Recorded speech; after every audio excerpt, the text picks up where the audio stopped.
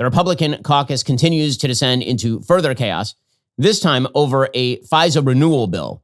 So the Foreign Intelligence Surveillance Act, as we discussed yesterday on the program, Section 702, allows for the surveillance of foreign intelligence data. So a foreigner is using his phone, and you can now use surveillance methods from the intelligence community to look at things like phone calls and metadata, not the actual content of the phone calls, for example, but where the phone calls are being made to, where they're being made from, and all the rest. Well, there's been a lot of Republican angst over Section 702 because there were not protections in place that prevented the abuse of the FISA process with regard to Carter Page. Carter Page was a low-level foreign policy advisor to the Trump campaign in 2015, 2016, who was then targeted with a false FISA warrant and wiretapped.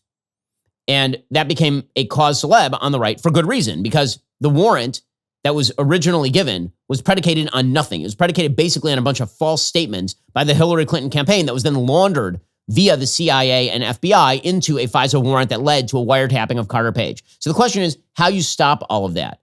Well, the Republican proposal in the House that they want is a warrant for every search of American data inside that FISA surveillance network. So you have a low-level guy, he wants to type in an American name, and now they need a warrant in order to type in the American name. That would be the change that Republicans are seeking, which is fine, except for the fact that apparently getting a warrant in the FISA process via FISA court is really, really easy. So easy that one could be gotten on Carter Page on the basis of nothing. The alternative proposal is that any such search has to be elevated up the chain of command, up to the deputy FBI director. And basically you have to have eyes on and explicit approval of any search for an American name in the FISA intelligence database. That's the debate right now happening between some Republicans and other Republicans. The stakes are that FISA as a whole expires. If FISA as a whole expires, America will no longer have eyes on foreigners with terror connections. It will just disappear. This is why Mike Johnson, the Speaker of the House, has been pushing for what he calls a compromise proposal until Republicans actually have control of, the other two elected parts of the government, the Senate and the presidency. What he keeps saying is, listen, you keep telling me you want to go for broke on this bill, and you're willing to let FISA expire in order to do that. Well, I'm just telling you, if you do that, it will expire because the Senate will not approve any such bill, and the president will not approve any such bill, and FISA will expire, and then God forbid there's a terror attack and Americans get killed. Guess who's going to get blamed? The Republicans for letting FISA expire. So here is Mike Johnson explaining why he used to be for stricter requirements on FISA warrants, for example, and why he has flipped on this. When I was a member of the judiciary, I saw all the abuses of the FBI, the terrible abuses over and over and over, the hundreds of thousands of abuses. And then when I became speaker, I went to the SCIF and got the confidential briefing from sort of the other perspective on that to understand the necessity of Section 702 of FISA and how important it is for national security. And it gave me a different perspective. So I encourage all the members to go to the classified briefing and hear all that and see it so they can evaluate the situation for themselves. And I think some opinions have changed both ways, but that's part of the process. You got to be fully informed. Former Attorney General Bill Barr spoke about what exactly these FISA surveillance processes look like, how they're used, why they're important. Here he was explaining.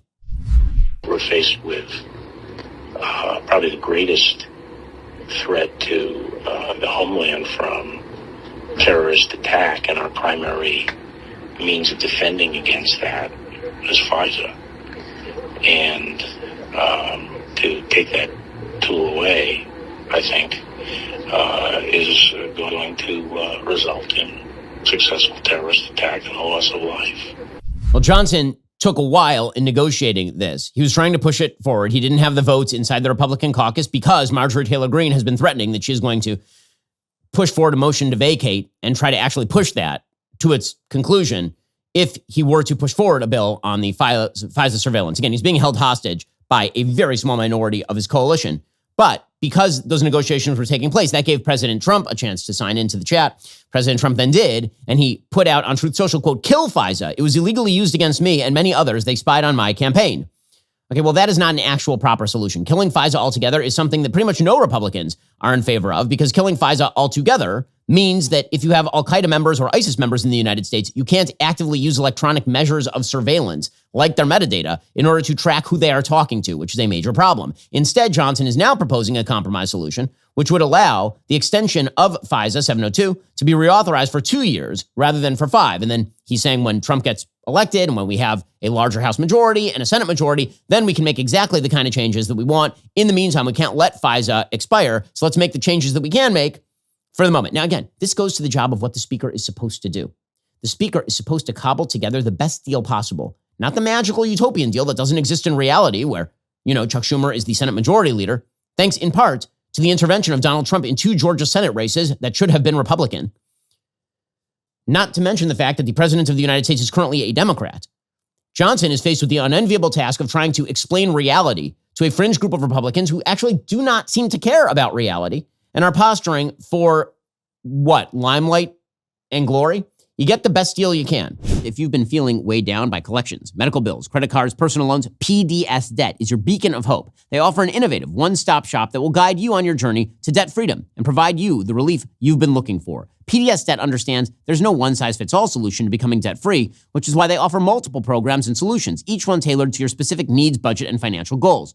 Whether you're going through a serious hardship or you just can't seem to keep up with the high interest on your credit cards, PDS Debt will craft a custom solution to give you instant relief and start saving you money. If you're making monthly payments on your debt and your balances aren't going down, this program is for you. PDS Debt provides options that consolidate your debts into one low monthly payment. Anyone with 10 grand or more in eligible debt qualifies. No minimum credit score is required. They want to help anybody with good and bad credit. Plus, with PDS Debt, you'll save thousands in interest and fees and pay off your debt in a fraction of the time. PDS Debt is offering my listeners a free debt analysis. It only takes 30 seconds. Head on over to pdsdebt.com/Shapiro for your free debt assessment today. That's pdsdebt.com/Shapiro today. pdsdebt.com/Shapiro. There are certain practical Republicans who disagree with Mike Johnson on a lot of matters. People like Chip Roy from Texas. I really like Chip. I think he's a really good principled conservative. Chip Roy spends his political capital trying to make specific changes to bills as a general rule. And he may disagree with Johnson on where the leverage points are, or disagree with McCarthy on where the leverage points are, but he's trying to make specific changes to specific things. That is not the case with part of the Republican caucus, which is why the place is so damned unworkable. Here are a bunch of Republicans in the House lamenting the unworkability of the current very, very slim Republican majority.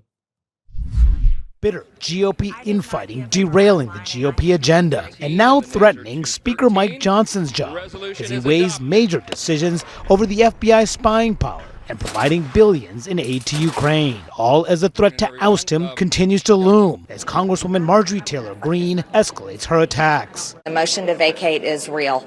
We can't continue to be led by our elected Speaker of the House that's passing the Democrat agenda. Our voters will not tolerate that. All of it enraging fellow Republicans. This is incredibly reckless. This is nothing more than just, look at me, no one else is paying attention, so here's my motion to vacate.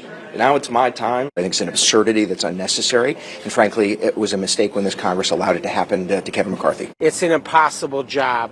The Lord Jesus himself could not manage this conference, or this Congress. You just can't do it. Yeah, and by the way, that group of Republicans, that spans from very moderate Republicans in New York, if you couldn't recognize their voices because they're not particularly famous. One is from New York, one is from Ohio, one is from Texas. That spans the entire Republican caucus. Everybody believes the conference is unworkable, which is why, presumably, Speaker Johnson is meeting with President Trump. He wants to do an appearance with Trump because that shows the fellow Republicans that he is not anti-Trump and that Trump is in fact on his side. And then he needs to kill the motion to vacate. He needs to kill it dead. And if that requires Democratic votes, he should do it. And he should do it forthwith because otherwise he's not going to have anything remotely resembling a Republican House majority. Speaker Johnson, I've been encouraging him for 2 weeks to do this because it is time to marginalize the marginal. Enough of this. You cannot govern a coalition when it is being held up by people who have no interest in governance or in the coalition itself. They're more interested in shooting within the tent than they are in actually directing the fire outward. It's absolute ridiculousness. And it only helps Democrats. Are you tired of the lies and the twists of the mainstream media talking points? Yeah, me too. Join me in my newest series, Fact, where I dismantle and bring truth to this tiring mainstream agenda.